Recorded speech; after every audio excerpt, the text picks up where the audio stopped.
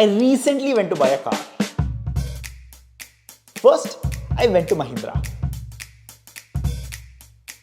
Then to Tata. And then finally decided to settle for the Hyundai Venue. I got a quote for the car and came home. When I was going through the breakdown of the car pricing, I noticed two things. Number one, cars are damn expensive. I definitely can't afford one. Number two was even stranger. Of the rupees 9.6 lakhs that a Hyundai Venue costs here in Bangalore, over rupees 3 lakhs was just tax. Well, that's almost 30% of the car in just tax. So I called up my friend Arjun, who recently bought a Kia Seltos. Kia Seltos pale tax endito? Well, for a Kia Seltos that costs rupees 16 lakhs, you pay over 8.6 lakhs in tax, which is over 45% of the car's price in tax. Now you might be wondering, why does a Venue have 30% tax while Seltos is a 45% tax?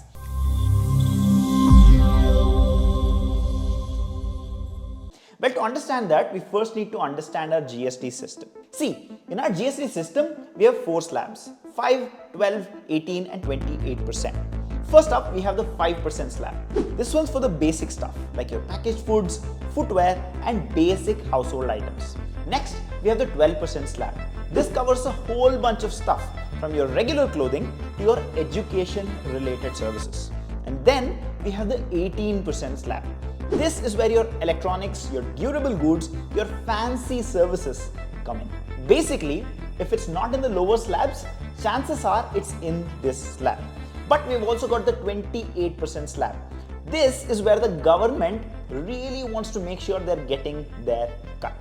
Luxury items, sin goods like liquor and cigarettes, and high-end vehicles like cars, they all fall under this one. 28%? What? Didn't I just say 45%? Well, you see, before this GST, we had this whole bunch of different taxes: VAT, service tax, excise duty, and whatnot. GST was basically a single unified tax that covers this entire supply chain. But because of this 28% GST, the government was at a huge loss. Earlier with the VAT system, there used to be a 42% tax on these cars. Now, the 14% difference turned out to be a huge loss for the government.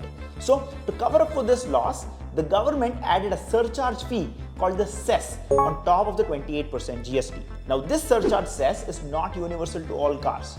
The government basically created a few subcategories. The government decided the bigger cars have to pay higher tax when compared to the smaller cars. Well, this makes perfect sense because bigger cars occupy more space on the road when compared to smaller cars, right? But how do we decide which car is a big car and which car is a smaller one? It's easy when you compare the extreme ends. Everybody can clearly say a Tata Tiago is a small car and a BMW X7 is a big car. But what about in the middle? Like, is Brezza a big car? Is Creta a small car? Right? It's a bit of a grey area. Now, to address this, the government introduced the 4-meter rule. So, if a car is shorter than 4 meters, then it's a small car. And if the car is bigger than 4 meters, then it's a big car. Small cars had a cess of 1% and big cars a cess of up to 22%. So if you're buying a big car, you're basically paying 28% GST plus a 22% cess, which is roughly about 50% of the car's value as just tax to the government. Now, when we went to the Hyundai showroom, we could see that both the Creta and the Venue look almost identical with very similar features. The only difference, Creta has a length of 4.3 meters and the Venue has a length of just 3.995 meters. Now, this is the same in Kia as well, for the Kia Seltos and the Kia Sonet. In both the showrooms, we could see the sales executive vouching for the smaller cars as they have a higher margin on these cars because of the 1% cess on them. When it comes to cess, there are also other different cess slabs like the one based on the length of the car, whether the car has a petrol engine or a diesel engine, and a different cess for electric cars. Now, it doesn't just end here. On top of all this, if you want to purchase this car from the showroom and bring this car home, then there's an additional tax that you have to pay on top of this called the road tax. Each state has a different road tax, and I'm from Bangalore, which is the capital of our state, Karnataka. And the road tax in Karnataka is the highest in the country with up to 20% road tax. Okay, let's come back to the Kia Seltos that my friend Arjun bought. It has an ex-showroom price of 15.6 lakhs, Of this, the GST at 28% comes to be 3 lakhs and a cess of 17% of the Kia comes to 1.83 lakhs. The actual cost of the car is just 10.78 lakhs. On top of this, he had to pay a road tax of 20% here in Karnataka, which adds up to about 3 lakhs. All of these taxes add up to rupees 8.7 lakhs, which is roughly 45% of the car's amount that he paid. Before you go into the comments and start commenting, 28% of 15.6 lakhs is 4.6 lakhs. Your calculation is all wrong. The tax is much higher. Stop. That's not how you calculate the GST of a product.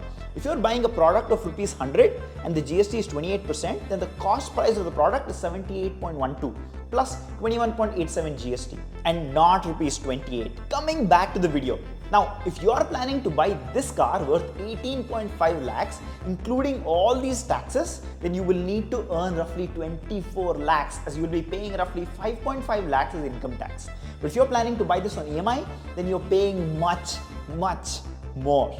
Well, there you have it. Why are cars so expensive in India? One word, taxes. If you enjoyed this video, give us a like and don't forget to smash that subscribe button. Bye-bye.